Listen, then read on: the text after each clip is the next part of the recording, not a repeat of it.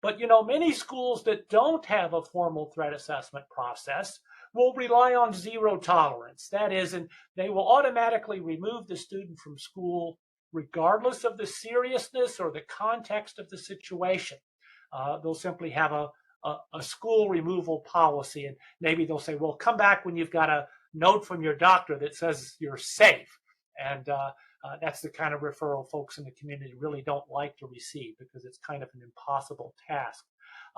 So threat assessment is really focused on not removing the student from school, but trying to understand what is the threat, what is the nature of the risk, and what should we do about it. Because we know that removing a student from school doesn't actually increase safety. It may feel like an automatic thing to do, but really what we want to do is we want to supervise the student, we want to monitor them, teach them, support them, and try to resolve whatever underlying problem or conflict there might be.